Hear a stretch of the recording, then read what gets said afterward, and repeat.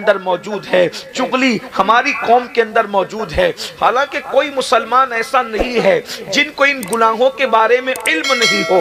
کوئی ایسا کہہ سکتا ہے کہ غیبت حرام ہے یہ مجھے نہیں معلوم؟ کوئی مسلمان ایسا کہہ سکتا ہے؟ نہیں کہہ سکتا۔ اللہ اکبر۔ لیکن اتنا ضرور ہے، یہ بھی پتا ہے کہ غیبت کے بارے میں آیا ہے الغیبت اشد من الزنا، کہ غیبت زنا سے بدتر چیز ہے۔ غیبت۔ السلام علیکم ورحمۃ اللہ وبرکاتہ۔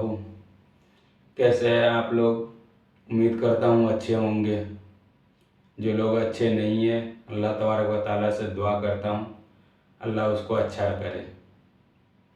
تو دوستو آج ہم جانیں گے دین کے بارے میں مفتی صاحب سے۔ تو آئیے سب سے پہلے بیان سنتے ہیں۔ زنا سے بھی بڑھ کر بری چیز ہے، یعنی زانیوں کے لیے جو عذاب ہے غیبت کرنے والوں کے لیے اس سے بڑا عذاب ہے۔ اسی طرح چغلی کے بارے میں بتایا، بچپنے میں ننھے ننھے بچوں کو علماء بتاتے رہے کہ چغل خور جنت میں داخل نہیں ہوگا۔ یہ اللہ کے رسول کا فرمان ہے، یہ مالک جنت کا فرمان ہے، یہ مصطفیٰ جان رحمت کا فرمان ہے۔ اللہ اکبر۔ جو کسی کی زمین پر حصہ، جو کسی کی زمین پر قبضہ کر لے، اگر 1 انچ زمین پر قبضہ کیا ہے تو نیچے نیچے نیچے نیچے 7 طبق زمین اتنی کاٹ کر نکالی جائے گی اور اس کی گردن کے اندر پہنا دیا جائے گا۔ اور کب تک پہنایا جائے گا؟ جب تک لوگوں کا حساب و کتاب نہیں ہو جاتا۔ کہاں اللہ اکبر۔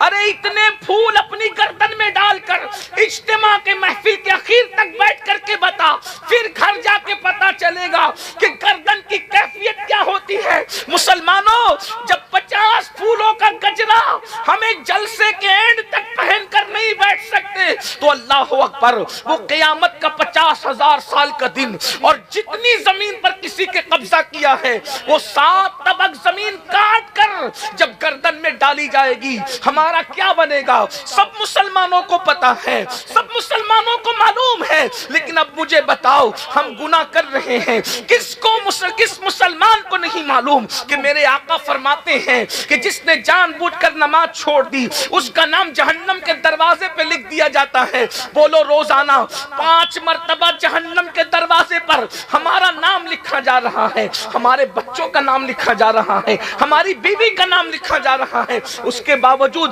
ہمارے کان پہ جو نہیں رینگتی، ہم کارپوریٹر کے، MLA کے، MP کے مکان پہ چکر لگانے لگتے ہیں۔ میرا نام پولیس کے رجسٹر میں آ گیا ہے، ذرا کٹوا دیجئے۔ بھائی پولیس زیادہ سے زیادہ کیا کر لے گی؟ 4 ڈنڈے مارے گی، جیل میں ڈالے گی۔ اللہ اکبر۔ لیکن اللہ اکبر، اندازہ تو کریں، پولیس کے رجسٹر میں نام آ جائے، راتوں کی نیند اڑتی ہے، روزانہ 5 مرتبہ جہنم کے دروازے پر نام لکھا جا رہا ہے۔ بولو ہمارا کیا حال ہے؟ اس کو کٹوانے کے لیے کوشش کی، اس کو کٹوانے کے لیے ہم نے کوئی جو ہے اللہ اکبر کاروائی کی۔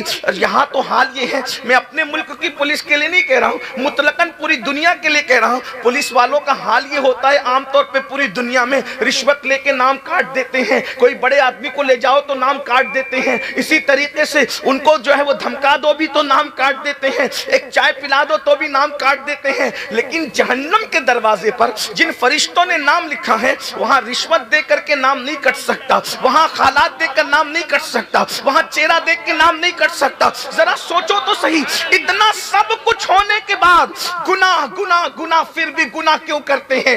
جس مذہب کی تعلیم یہ ہے جو کھڑے ہو کر پیشاب کرے گا، پیشاب کے چھینٹوں سے نہیں بچے گا، وہ بھی جو ہے وہ قبر میں عذاب بھگتے گا۔ یہ سب کو پتا ہے، سب کو معلوم ہے۔ بلکہ یہ بھی آپ کو بتاؤں، آپ کو یہ بھی معلوم ہے، جلسے بہت شوق سے سنتے ہو، انٹرنیٹ پر تو جو ہے سننے والوں کے لیے ہزاروں لاکھوں لوگوں کے ویوز دیکھنے میں آتے ہیں، لیکن جتنے سن رہے ہو اتنا ہی سن ہوتے جا رہے ہو۔ کیا یہ نہیں سنا کہ جس نے سود کا 1 لقمہ کھایا گویا اس نے اپنی ماں کے ساتھ 36 مرتبہ زنا کیا؟ 36 مرتبہ زنا، سود کھانا، کعبے میں زنا کرنا برابر برابر قرار دیا۔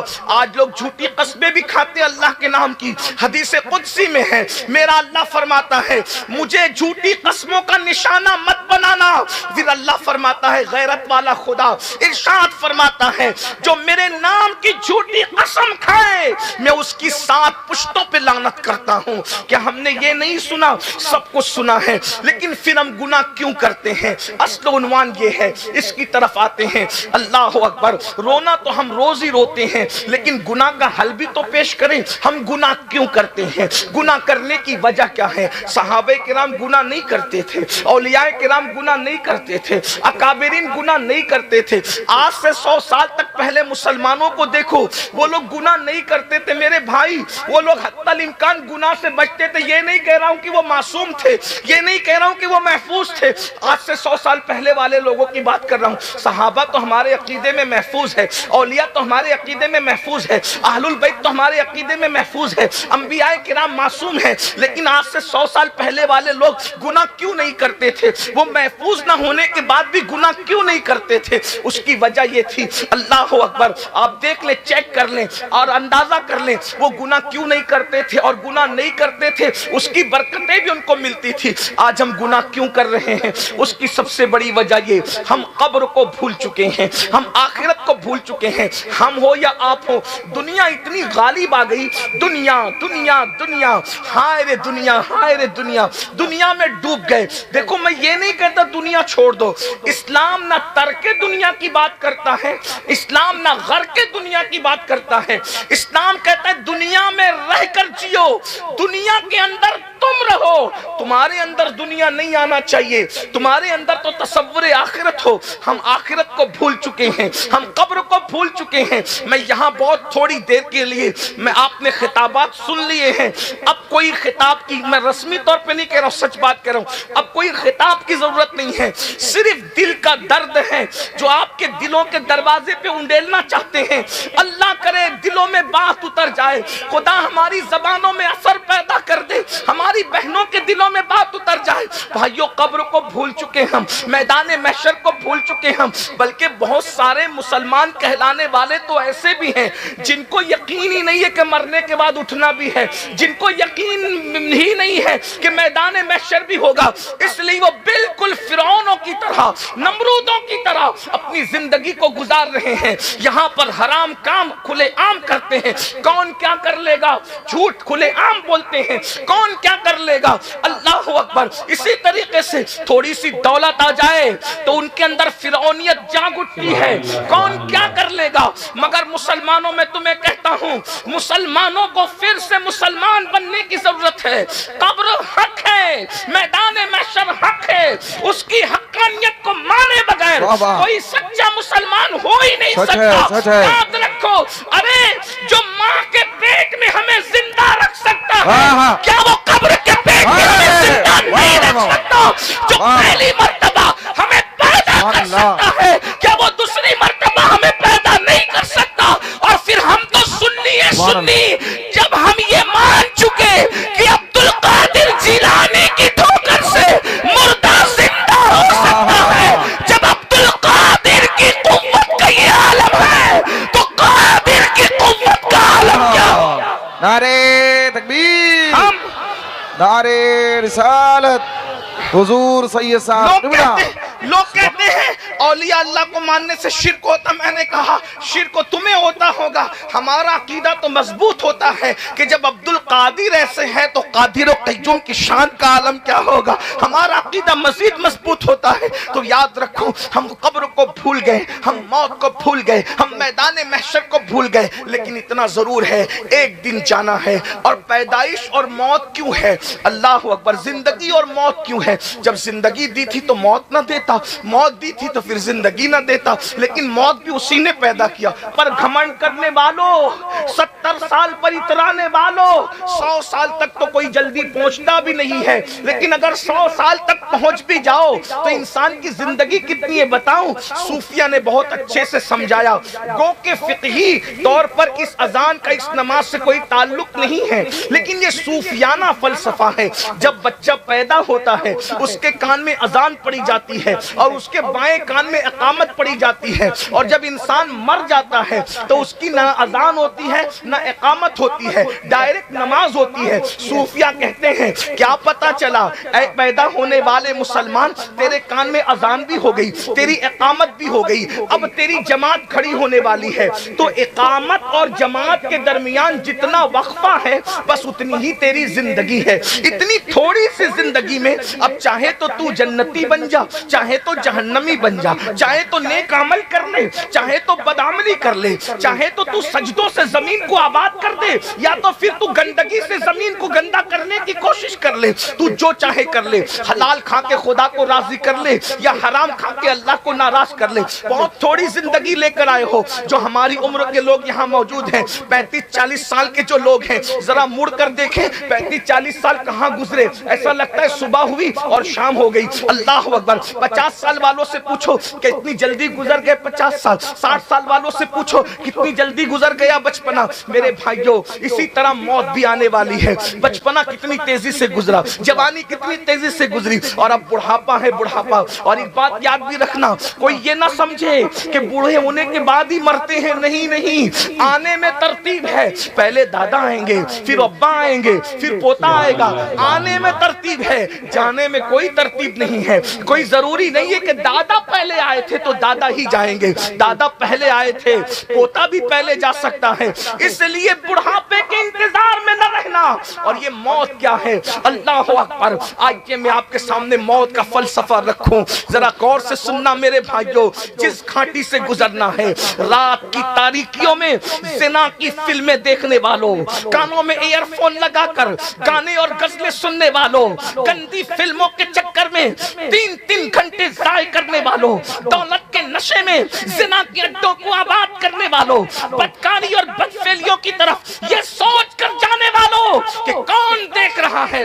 بتاؤں تمہیں کون دیکھ رہا ہے؟ قرآن کہتا ہے ان اللہ کان علیکم رقیبا، اللہ تمہیں دیکھ رہا ہے، تم پر کڑی نگرانی فرما رہا ہے۔ ہوا معکم اینما کنتم، تم جہاں کہیں ہو اللہ تمہارے ساتھ ہے۔ کتنا ساتھ ہے؟ نحن اقرب الیہ من حبل الورید، اللہ دیکھ رہا ہے۔ ایک بات کہوں، کیا ہم منافق تو نہیں ہو گے؟ کیا معاذ اللہ ہم زندیقیت کی طرف تو نہیں جا رہے ہیں؟ کیوں؟ اگر مفتی صاحب، عالم صاحب، ڈاکٹر صاحب، انجینئر صاحب، سیٹ صاحب دیکھ رہے ہوں اور ہم کھانا کھا رہے ہیں تو ہم لوگ دیکھ رہے ہیں تو ان کے سامنے بڑا لقمہ نہیں کھاتے۔ لوگ دیکھ رہے ہیں، لوگ دیکھ رہے تو ان کے سامنے ہم گوشت نہیں کھاتے۔ لوگ دیکھ رہے ہیں، اگر CCTV کیمرہ لگا ہو تو لوگ دیکھ رہے ہو تو پان کی پچکاری نہیں، تھکتے گٹکے کی پچکاری، لوگ دیکھ رہے ہیں۔ سوچو تو صحیح، وما قدر اللہ حق قدری، تم نے اپنے خدا کی، اپنی اللہ کی وہ قدر کی ہی نہیں جو قدر کرنے کا حق تھا۔ اگر ہم دیکھ رہے ہیں، کوئی سیٹ صاحب، کوئی عالم صاحب، مفتی صاحب اور شیخ الحدیث صاحب، ڈاکٹر، انجینئر، جج کوئی دیکھ رہا ہو تو آپ بڑا لقمہ نہیں کھاتے؟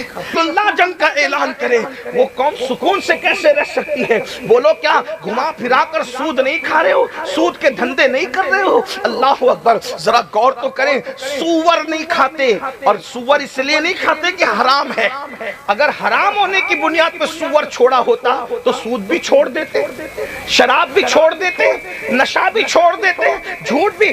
ہم سور حرام ہے اس لیے نہیں چھوڑا، سور ہمیں پسند نہیں ہے اس لیے چھوڑا ہے۔ سور کو حرام کہا، اس قرآن نے جھوٹ کو بھی۔ اس کا مطلب ہم اپنی طبیعت کے بندے ہیں۔ امام نے اسی لیے تو کہا تھا، اور سن لے آدھا میں بگڑنے کا نہیں، سن لے آدھا میں بگڑنے کا، جو ہمارے بگڑنے کے متمنی ہیں وہ خیال دل سے نکال دے۔ میرے امام نے کہا تھا سن لے آدھا میں بگڑنے کا نہیں، وہ سلامت ہے بنانے والے۔ سبحان اللہ، سبحان اللہ۔ جگمگا اٹھی میری گور کی خاک، تیرے قربان چمکنے والے، حسن تیرا سا نہ دیکھا نہ سنا، کہتے ہیں اگلے زمانے والے، اور کیوں رضا آج گلی سنی ہے، اٹھ میرے دھوم مچانے والے۔ نعرے تکبیر، نعرے رسالت، بس لکے آلہ حضرت۔ ہماری ہاں انشاءاللہ ہمیں کوئی بد دعا سے ہلاک نہیں کر سکتا، کیونکہ دعا کرنے والا وہ ہے۔ پیدا ہوئے تو ہمارے لیے دعا کی، پوری زندگی ہمارے لیے دعا کی، دنیا سے جا رہے تھے تو ہمارے لیے دعا کرتے ہوئے ظاہری طور پر تشریف لے گئے، اور ان کی دعا کیا ہے؟ عنایت کا جوڑا، اجابت کا صحرا، دلہن بن کے نکلی، دعائیں محمد، اجابت نے جھک کر گلے سے لگایا، بڑی ناز سے جب دعائیں محمد، جلدی جلدی سن لے مگر میں بددعا کے طور پہ نہیں، حقیقت کہہ رہا ہوں، اور اگر نہ بھی سنو گے تو موت سے گزرنا ہی ہے۔ موت کیا ہے؟ قرآن کہتا ہے اینما تکونوا یدرککم الموت ولو کنتم فی بروج مشیدہ، اگر تم مضبوط قلعوں میں جا کر چھپ جاؤ گے وہاں بھی موت آ کر رہے گی، موت سے کوئی بچ نہیں سکتا، لیکن موت آتی کیسے ہے؟ ایک بات یاد رکھنا، اپنے شعراء سے معافی چاہتے ہوئے وہ برا نہیں مانیں گے، اور نہ میں ان کو کچھ کہہ بھی نہیں رہا ہوں، لیکن ایک بات کہتا ہوں، شاعری کی دنیا الگ ہے، حدیث کی دنیا الگ ہے۔ یہ جو ہم کہتے ہیں نا مریں گے تو جو ہوگا دیکھا جائے گا، اور ہم دیکھ لیں گے اور ہم نپٹ لیں گے، ایک بات آپ سے کہتا ہوں، دیکھو یہ شاعری کی حد تک ٹھیک ہے، شاعر کو اجازت ہے، لیکن حدیث کچھ اور کہتی ہے۔ آپ کو بتاؤں نیک لوگوں کی بھی موت بہت آسان نہیں ہوتی، حدیث کی دنیا میں اگر چلو نیک لوگوں کی موت بہت آسان نہیں ہوتی۔ آپ کو بتاؤں جب حضرت سیدنا عیسیٰ علیہ السلام کو، میری بہنوں کی بھی توجہ، عیسیٰ علیہ السلام کو اللہ نے مردہ زندہ کرنے کے معجزے سے نوازا، تو حضرت عیسیٰ علیہ السلام کو ماں کی یاد آ رہی تھی، ماں کا انتقال ہو چکا تھا۔ کون سی ماں؟ مریم بطول، جس کو کبھی کسی اجنبی مرد نے دیکھا نہیں، ہاتھ لگانا تو دور کی بات، کبھی دیکھا نہیں۔ حضرت جبریل کو لباس بشر میں اپنے حجرے میں دیکھ کر کے اللہ کی پناہ طلب کرنے لگی۔ ذرا غور فرمائے، اللہ اکبر، جس نے کبھی اپنا حجرہ نہیں چھوڑا، وہ مریم جو بھانجی ہے پیغمبر کی، وہ مریم جو ماں ہے پیغمبر کی، وہ مریم جو خالہ ایک پیغمبر کی، اللہ اکبر، وہ مریم جس کو قرآن بطول کہتا ہے، وہ مریم جس کو قرآن پاک باز کہتا ہے، 3 صورتوں میں اللہ نے جس کی طہارت بیان کی ہے اسے مریم کہتے ہیں، وہ حضرت مریم، اللہ اکبر، بے موسم کا پھل جس کے حجرے میں لایا جاتا تھا، اللہ اکبر، اس مریم کے مزار پر آ کر ان کے صاحبزادے، ان کے بیٹے حضرت عیسیٰ کہتے ہیں امی، میری امی تمہاری یاد آتی ہے، میں چاہتا ہوں کہ میں تمہیں زندہ کروں اور دنیا میں لاؤں، کیونکہ یہ معجزہ اللہ نے مجھے دیا ہے، تو میں چاہتا ہوں تمہیں زندہ کروں، دنیا میں لاؤں۔ ماں کی محبتیں، ماں کا پیار، ماں تو ہوتی وہ چیز ہے جس کے پاس ماں نہ ہوگی کتنا ہی بڑا ہو ماں کی یاد ضرور آئے گی، اور جس کے پاس تو باپ بھی نہ تھا صرف ماں ہی تھی، اللہ اکبر، جس کو خدا نے اپنی قدرت کاملہ سے بن باپ کے کماری مریم سے صرف ماں سے پیدا کیا تھا، اس کے لیے تو ماں ہی سب کچھ تھی، تو ماں کے مزار پہ کہتے ہیں ماں میں تمہیں زندہ کر کے دنیا میں لانا چاہتا ہوں، تو قبر سے آواز آتی ہے میرے بیٹے عیسیٰ پھر اس زندگی کے بعد پھر مرنا پڑے گا، پھر روح نکلے گی، پھر روح نکلے گی، تو کہتے ہیں ہاں ماں جب زندہ ہو کر دنیا میں آؤ گی تو پھر روح نکلے گی اور مرنا پڑے گا، تو ماں نے کہا بیٹا مجھے زندہ نہ کرو، یعنی دنیاوی زندگی میں آنا نہیں چاہتی۔ کیوں ماں؟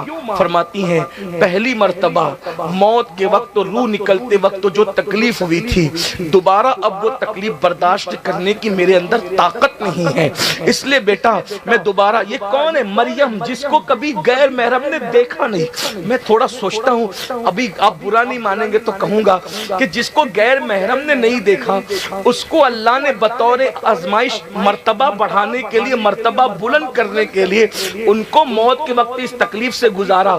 جو عورتیں بیوٹی پارلر میں جاتی ہے سجنے دھجنے کے لیے، ان کو موت کے وقت کتنی تکلیف آئے گی۔ جو مریم محراب چھوڑ کر سجدے والی کبھی گھر کے باہر نہ نکلی، حجرے کے باہر نہ نکلی، ان کو موت کے وقت اتنی تکلیف ہوئی، تو جو عورتیں پوری زندگی کبھی سجدہ ہی نہیں کرتی ان کو موت کے وقت کیا تکلیف آئے گی۔ آئیے ایک حدیث اور سن لیں جس کو شرح الصدور میں امام جلال الدین سیوطی نے لکھا ہے، اس کا مفہوم پیش کر رہا ہوں۔ ایک ہستی ہے جو نبی کا سگا بیٹا ہے اور بعد کے سارے نبیوں کا باپ ہے، اس ہستی کو دنیا حضرت سام بن نوح کے نام سے جانتی ہے۔ یہ نوح علیہ السلام کے سگے بیٹے سام، اور اس کے بعد ابراہیم علیہ السلام، اسماعیل علیہ السلام، یعقوب علیہ السلام، یوسف علیہ السلام، جتنے انبیاء بنی اسرائیل ہیں وہ سب حضرت سام بن نوح کی اولاد میں سے ہے، اور جتنے بنو اسماعیل میں ہیں وہ بھی حضرت سام بن نوح کی اولاد میں سے ہے۔ جب عیسیٰ علیہ السلام کو مردہ زندہ کرنے کا معجزہ دیا گیا تو تو آپ نے مردے زندہ کیے. تو قوم جو ناہنجار تھی اس نے کہا تازہ تازہ قبروں سے مردے زندہ کرتے ہو, ایسا ہو سکتا ہے کہ وہ مرا ہی نہیں اور آپ نے زندہ کر دیا. تو اللہ اکبر, آپ سے کہا گیا کسی پرانی قبر پہ چلیے. توجہ کرنا بھائیو, کسی پرانی قبر پہ چلیے. تو حضرت عیسیٰ نے کہا جدھر لے چلو چلیں گے. تو وہ لوگ لے گئے حضرت سام بن نوح کی قبر پہ, نبی کا سگا بیٹا اور بعد کے سارے نبیوں کا باپ. یعنی چھوٹی موٹی ہستی کا ذکر نہیں ہو رہا ہے بھائیو, ابھی نہ پیر کا ذکر ہے, نہ مرید کا ذکر ہے, نہ عالم کا ذکر ہے, نہ جاہل کا ذکر ہے. یہ نبی کا سگا بیٹا اور نبی کا سگا وفادار بیٹا اور سارے نبیوں کا بعد کے نبیوں کا باپ سام بن نوح, ان کی قبر پہ امام سیوطی کہتے ہیں عیسیٰ علیہ السلام گئے اور اس کے بعد جب قم باذن اللہ کہا, وہ اپنی قبر سے مٹی جھاڑتے باہر آئے اور پوچھا کیا قیامت آ گئی؟ تو کہا گیا قیامت نہیں آئی, اللہ کے پیغمبر عیسیٰ علیہ السلام کی دعا سے تم زندہ ہوئے ہو. تو کہا بتاؤ کیا حال ہے؟ تو کہا کم و بیش 4000 سال سے زیادہ عرصہ بیت گیا ہے میری موت کو, لیکن روح نکلتے وقت جو تکلیف ہوئی تھی وہ درد میں ابھی بھی محسوس کر رہا ہوں, ابھی بھی وہ درد ختم نہیں ہوا ہے. نبی کا سگا بیٹا ہے, بعد کے سارے نبیوں کا بابا ہے اور موت کی تکلیف کا یہ حال ہے. مسلمانوں ذرا بتاؤ تو صحیح, اچھے لوگوں کو یہ موت ہے لیکن یہ موت کی تکلیف ان کے درجات کی بلندی کے لیے ہے. اللہ اکبر, ایک حدیث اور سن لیں, اس کو فقی ابو اللیث سمرقندی لکھتے ہیں. حضرت عبداللہ ابن عمرو ابن عاص کہتے ہیں کہ میں نے میرے بابا عمرو ابن عاص صحابی, یہ صحابی ہیں اور صحابی کے بیٹے ہیں, عبداللہ ابن عمرو ابن عاص صحابی ابن صحابی ہیں. اللہ اکبر, عبداللہ ابن عمرو ابن عاص کہتے ہیں میں نے اپنے بابا عمرو ابن عاص سے پوچھا بابا موت کیا ہے, موت کی تکلیف کیا ہے, موت کی سختی کیا ہے؟ اللہ اکبر. تو حضرت عمرو ابن عاص نے کہا بیٹا انسان کے سینے پر زمین اور آسمان کو سمیٹ کے رکھ دیا جائے. تھوڑا توجہ کرنا, یہ میری بات نہیں, یہ صحابی رسول کا قول ہے, یہ صحابی رسول کا فرمان ہے. ہائے مسلمان, اپنی زندگی کو کب تک رنگ ریلیوں کے اندر گزارو گے, کب تک عیاشیوں میں گزارو گے؟ موت آئے گی تو پچھتاؤ گے میرے بھائیوں. آج اللہ کے عذاب کا سن کر, اللہ کے عذاب کی باتیں سن کر ہنسنے والوں اور ہنس کر کے اڑا دینے والوں, مسجدوں کو ویران کرنے والوں, ایک دن میں 3 مرتبہ پیٹ بھر کے کھا کے خدا کی قدرت کو بھول جانے والوں, قبر اور آخرت کو نظر انداز کرنے والوں, موت کی فکر سے بے فکر ہو جانے والوں, ذرا تصور تو کرو. صحابی رسول کہہ رہے ہیں بیٹا انسان کے سینے پر اگر زمین اور آسمان کو سمیٹ کر رکھ دیا جائے تو اتنی تکلیف نہیں ہوتی, جب انسان کو موت آتی ہے روح نکلتے وقت تو اس کو اتنی تکلیف ہوتی ہے. ذرا سوچنا میرے بھائی, میرے عزیز, ہائے ہائے, اگر ہم 10-20 کلو کا وزن پیٹ پہ اٹھا لیں تو ہم ہانپنے لگتے ہیں, لیکن یہ زمین اور آسمان سے وزنی اگر کوئی چیز ہمارے سینے پہ رکھی جائے تو کیا ہوگا؟ عمرو ابن عاص کہتے ہیں میرے بیٹے اسی پر بس نہیں, جب روح نکلتی ہے تو ایسے لگتا ہے جیسے انسان اپنی ناک سے سانس نہیں لے رہا ہے بلکہ سوئی کے ناکے سے سانس لے رہا ہے. ذرا سوچو تو صحیح, یہ ناک اگر نزلے سے بھر جائے تو راتوں کی نیند اڑ جاتی ہے, جب موت کے وقت یہ کیفیت ہوگی کہ اللہ اکبر ناک سے نہیں بلکہ سوئی کے ناکے سے سانس لی جا رہی ہوگی, اس وقت ہمارا کیا بنے گا؟ پھر اس کے بعد عمرو ابن عاص کہتے ہیں میرے بیٹے اگر کسی کے پیٹ میں ببول کا درخت تو گھسا دیا جائے اور نیچے سے اس کو کھینچا جائے اور سارے کانٹے اس کے ایک ایک رگ میں سما جائے, جب کھینچا جائے گا تو اس کی کیفیت کیا ہوگی؟ فرماتے ہیں اس سے زیادہ میں موت نہیں بتا سکتا, اس لیے کہ موت اگر جانوروں کو بتا دی جاتی کہ موت کیا ہے تو تمہیں کوئی گوشت والا جانور نہیں ملتا جو اس کا تم گوشت کھا سکتے تھے. میرے آقا فرماتے ہیں سچے رسول صادق و مصدوق مصطفیٰ کریم رؤوف الرحیم صلی اللہ علیہ وآلہ وسلم کہ اگر موت لوگوں کو بتا دی جائے تو لوگ ایسے گھلنے لگیں گے جیسے پانی کے اندر نمک گھلنے لگتا ہے. یہ اپنے آقا کا فرمان ہے,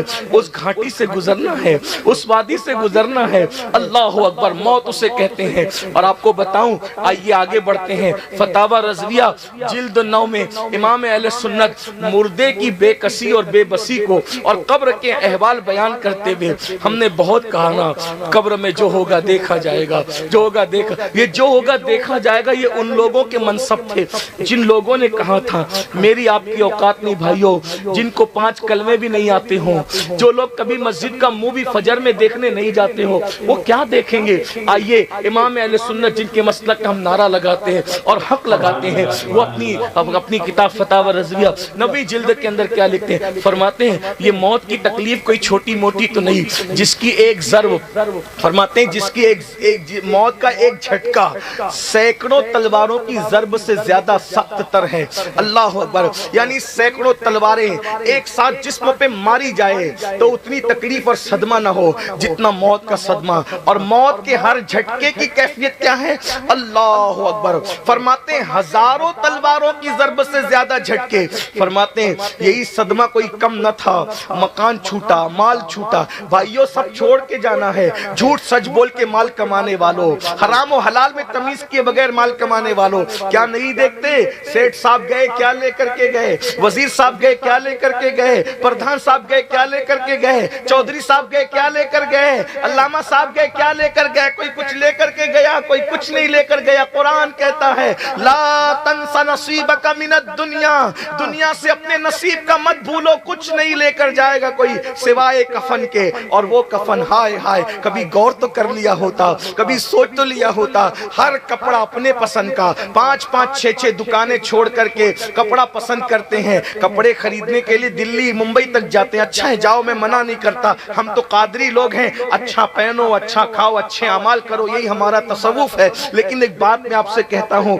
سارے کپڑے اپنی پسند کے، لیکن ہائے رے ہائے جو آخری میں پہننا ہے وہ کپڑا اپنی پسند کا کبھی نہیں ہوتا، اس میں نہ جیب ہوتی ہے نہ قبر میں تجوری ہوتی ہے، میرا مال میرا مال میرا مال، مال پہ غرور اور گھمنڈ کرنے والوں کس پر اترا رہے ہو، کس پر گھمنڈ۔ تو کیسی لگی دوستو یہ بیان؟ اگر اچھا لگا ہو، دین کی بات کچھ سیکھنے کو ملا ہو تو اس ویڈیو کو لائک کرے اور شیئر کرے اپنے دوستوں کو، اپنے رشتہ داروں کو، اپنے گھر پریواروں کو، انہیں بھی کچھ دین کی بات سیکھنے کو ملے اور وہ بھی کچھ دین کی بات سیکھ کر کے دین پہ عمل کرے۔